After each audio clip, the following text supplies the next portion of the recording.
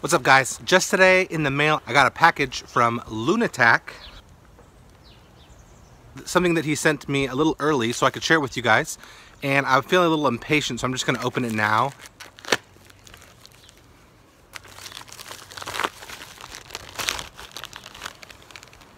Since I got an early release of this, it's coming without the normal packaging. I believe it's going to have some kind of a snazzy, it's going to come in some kind of official Lunatac packaging, I'm sure. Here it is. This is the Givadama. Woo! Look at that. So crazy. Super crazy. What I wanted to do is just get it out, kind of introduce it, and then play it, get some impressions on it, and then we'll talk about it a little more. I can share some more details with you guys, but I didn't want to wait. I wanted to get it out. But right off the bat, paint feels super sticky. The shape is pretty gnarly. Hopefully you've seen this a little bit. But the main thing with the Givadama is when you buy a kendama, Lunatac is going to donate another kendama just like this one to the country that's represented by the colors here. So this is the flag colors of Uganda, and so these are going to be, every time you order one of these, Lunatac is going to donate one of them to kids in need in Uganda, which is pretty cool. And yeah, we'll get more into it and I'll give you some impressions in a little bit, but I just wanted to open it so I could play it. So here we go.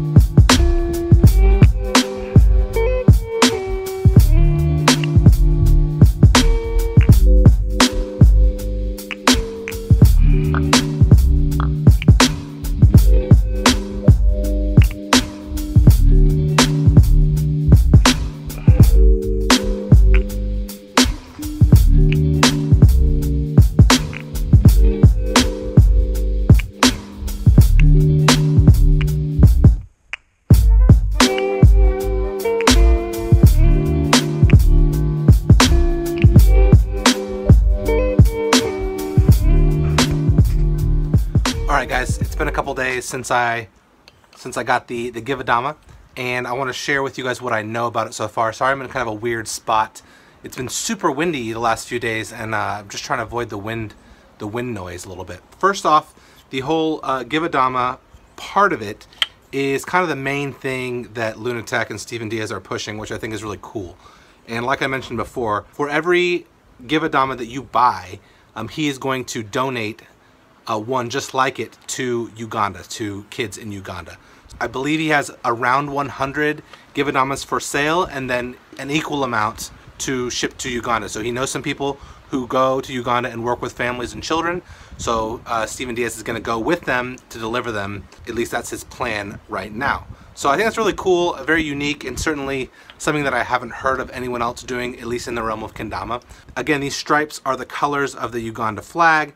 The idea being that in the future he will do another batch with different colors for a different country. We'll see how many iterations there are, and you can collect the different ones for different countries, which is pretty cool. Let's talk for a minute about the design, because this is a very extreme kendama. This is a very unique, as you can tell, the design is quite, what's the word I'm looking for? Pretty crazy. When you have a company whose Instagram account is Slay Lunars, you can imagine that this is designed primarily, or at least in large part, to do that very thing, is to slay lunars. So what he's done here is, if you notice, you know, the basics for giving a well lunar balanced kendama is to have the cups and the cups and the sword be about equal in weight, or the cups be heavier than the sword. Uriel Sanchez has a good video you can check on this, and maybe I'll make another video about lunar balance in general. But what he's done here, as you can tell by the sword, is he has stripped away as much material as possible while still making it playable,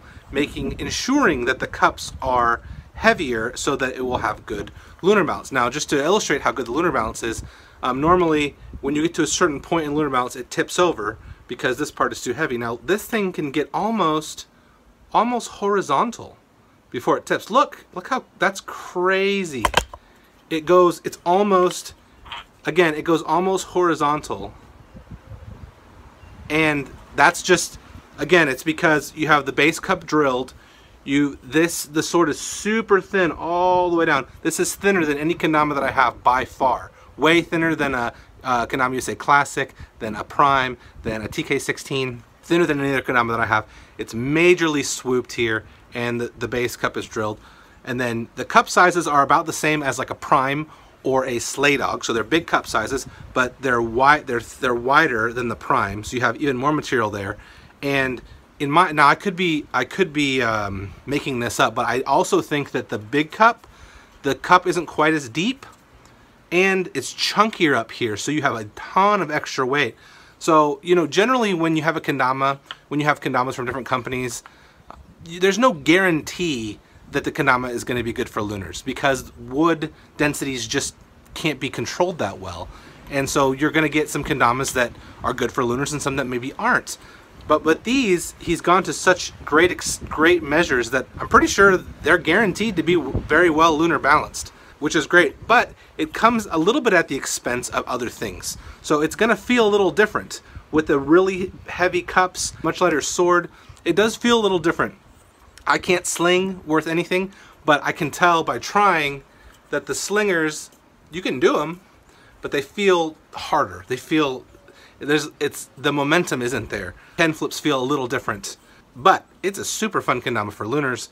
And oh, and the paint and bevel size is nice, not too big, but it's really big, but it's not too big, and it's got a nice deep incline. It reminds me a little bit of the Prime, the bevels on the Sweets Primes, which I like. Paint's really sticky, similar trend to a lot of the other kendamas out there right now with the sticky paint that starts out super sticky and then kind of breaks in a little bit. But yeah, I think this is a fantastic kendama for probably learning lunars, probably just doing crazy stuff with lunars is going to come a lot easier. I want to work on inward lunars. I have other kendamas that are good for lunars, but this thing is by far, like, as long as you just get as long as this big cup hits somewhere on here, pretty fun, pretty cool. Definitely recommend checking these out. They're dropping on May 13th.